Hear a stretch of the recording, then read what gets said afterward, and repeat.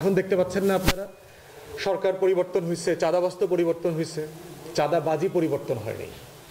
সব জায়গায় দেখেন শুধুমাত্র চাঁদাবাজদের তালিকা পরিবর্তন হয়েছে, ভাগাভাগি করে আমরার মতো করে চলছে, তোমরা আমরা ভাই ভাই আর কি।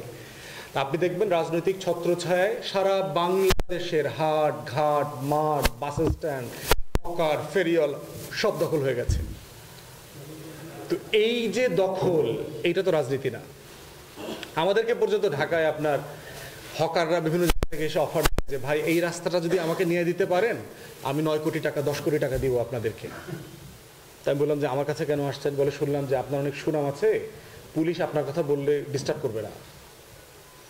এই জন্য সে একটা এলাকার মহল্লার একটা রাস্তা নিয়ে আসছে, ধরেন 5-7 কিলোমিটার গুলিস্তান পল্টন এইসব এলাকাতে, যে এইটা যদি আপনি দায়িত্ব নিতে পারেন তাহলে আমরা 10 কোটি টাকা দিব আপনাদেরকে। তাই বললাম ঠিক আছে, দেখা যাক আর কি। তো পরে 2 সপ্তাহ পরে আমার সাথে ওনার সাথে রাস্তায় দেখা, বলে ভাই আপনি দায়িত্ব নেন না তো একজন বড় রাজনৈতিক দলের একজন বড় রাজনৈতিক নেতা, সাবেক এমপি মন্ত্রী, তার কথা বলছে যে ভাই উনি দায়িত্ব নিছেন, ওনাকে 9 কোটি টাকা দিয়ে দিচ্ছি ইতিমধ্যে। এই হচ্ছে বাংলাদেশের রাজনীতি। অথচ আমার রাজনীতি হচ্ছে যে বা কোনো ব্যবসায়ী হকার হইতে পারবে না, রাস্তায় ব্যবসা করতে পারবে না। এটা তার নিজের জন্য ক্ষতিকর, দেশের জন্য ক্ষতিকর।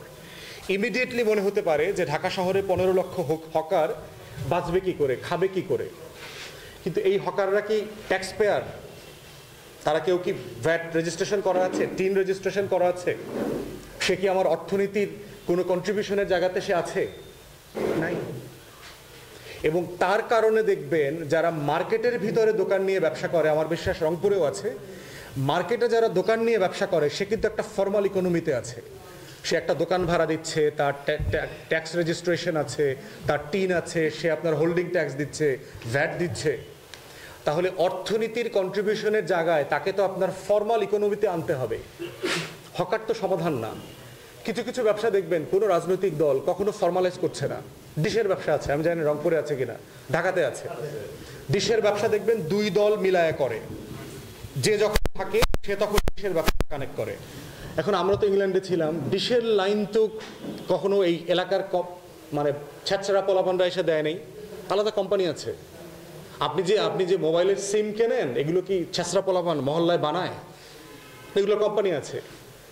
ডিশের যে এই যে ছাতাটা, এই ছাতাটা কি এলাকার ছ্যাঁচড়ারা বানায় না? এটার কোম্পানি আছে, স্যাটেলাইট কোম্পানি আছে। তাহলে আপনি কানেকশনটা দেওয়ার জন্য ছ্যাঁচড়া পোলাপানকে রাখছেন কেন এলাকার মহল্লাতে?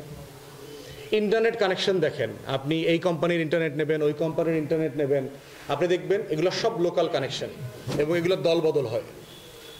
এরপরে দেখবেন ময়লা ব্যবসা আছে একটা বাংলাদেশে, বর্জ্য ব্যবস্থাপনা, ময়লা কালেক্ট করা, কেনা বেচা করা, এটার একটা ব্যবসা আছে। এই ব্যবসাগুলো হচ্ছে বাংলাদেশি রাজনৈতিক দলের পুনর্বাসনের ব্যবসা। এবং আমরা ইতিমধ্যে বিভিন্ন অ্যাডভাইজারদের সাথে কথা বলেছি, এই ব্যবসাগুলোকে কর্পোরেটাইজ করে ফেলা, এগুলোকে অফিসিয়ালি ফর্মালাইজ করে ফেলতে হবে।